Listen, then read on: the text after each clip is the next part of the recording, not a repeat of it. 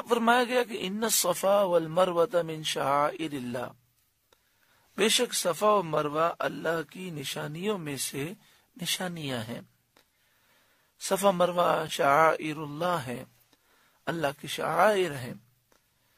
صفا مروہ تو محض پہاڑیاں ہیں، دنیا میں ہزاروں لاکھوں پہاڑ ہیں، ٹیلے ہیں، تو یہ تو چھوٹی چھوٹی پہاڑیاں ہیں، ان کو اللہ کی نشانیاں شاعر کیوں کہا گیا؟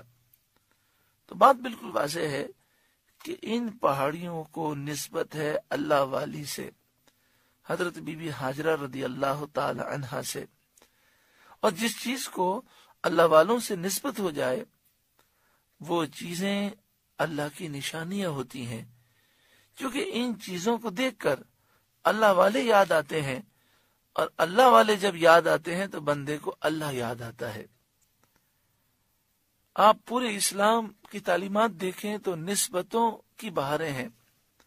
مقام ابراہیم، ابراہیم علیہ السلام سے نسبت، صفا مروہ اور اس کے درمیان دوڑنا، یہ حضرت بی بی ہاجرہ سے نسبت، زمزم شریف کی برکتیں، حضرت اسماعیل کی نسبتیں، نبی اکرم صلی اللہ علیہ وآلہ وسلم کے لعاب دہن کی نسبتیں، یہ ساری نسبتوں کی اہمیت اور برکتیں ظاہر کرنے والی چیزیں ہیں، اور یہی اہل سنت کا عقیدہ ہے کہ جس چیز سے اللہ والوں کو نسبت ہو جائے اس کی تعظیم کرنی چاہیے، اور وہ اللہ کی نشانیاں ہوتی ہیں۔ جہاں اللہ والوں کے مزارات ہوتے ہیں وہ مزارات بھی اللہ کی نشانیاں ہیں کہ انہیں دیکھ کر اللہ والے کی یاد آتی ہے۔ وہاں اللہ والوں کے جسم اقدس ہوتے ہیں، ان کی روحیں متوجہ ہوتی ہیں، اور اللہ کی رحمتیں ایسی نازل ہوتی ہیں کہ صاحب مزار کے قریب جا کر دعا مانگی جائے تو اللہ تعالی دعائیں قبول فرماتا ہے۔ حضرت امام شافعی علیہ رحمہ روزانہ امام اعظم ابو حنیفہ رضی اللہ تعالیٰ عنہ کے مزار پر انوار پر حاضر ہوتے۔ آپ فرماتے ہیں جب بھی مجھے کوئی مسئلہ سمجھ میں نہ آتا تو میں امام اعظم کے دربار میں حاضر ہوتا، 2 رکعت نفل پڑھ کر دعا مانگتا تو اللہ تعالیٰ امام اعظم کے صدقے میں کرم فرماتا اور میری مشکل آسان ہو جاتی۔ آگے فرمایا فمن حج البیت او اعتمر، تو جو اس گھر کا حج یا عمرہ کرے، فلا جناح علیہ ان یطوف بہما، اس پر کچھ گناہ نہیں کہ ان دونوں کے پھیرے کرے، یعنی صفا مروہ کے درمیان سعی کرنے میں کوئی حرج والی بات نہیں ہے۔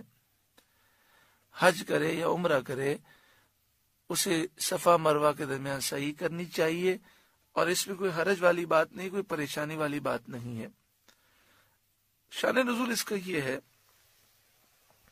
کہ زمانے جاہلیت میں صفا مروہ پر 2 بت رکھے ہوئے تھے۔ صفا پر جو بت تھا اس کا نام اصاف تھا، اور جو مروہ پر بت تھا اس کا نام نائلہ تھا۔ ایک روایت یہ ہے کہ اصاف یہ مرد تھا اور نائلہ عورت تھی۔ ان دونوں نے اس مقام پر غلط کام کیا تھا تو اللہ کا قہر ان پر نازل ہوا اور یہ پتھر بن گئے گناہ کرنے کی وجہ سے۔ تو اس زمانے کے لوگوں نے صفا و مروہ پر ان پتھروں کو رکھ دیا تاکہ لوگ اصاف اور نائلہ کو دیکھیں اور عبرت حاصل کریں، اور آئندہ کوئی اس مقام کے اور حرم شریف کے تقدس کو پامال نہ کرے۔ لیکن پھر آہستہ آہستہ زمانہ گزرتا گیا، لوگ بھولتے گئے، کیونکہ اکثر ایسا ہوتا ہے لوگ ماضی سے غافل ہو جاتے ہیں۔ پھر لوگ ایک دوسرے سے پوچھتے کہ یہ کیوں رکھے گئے ہیں، کسی کے پاس کوئی جواب نہ تھا۔ پھر شیطان نے ان کے دل میں یہ ڈالا کہ تمہارے آبا و اجداد نے یہ اس لیے رکھے ہیں کہ یہ ان کی پوجا کرتے تھے۔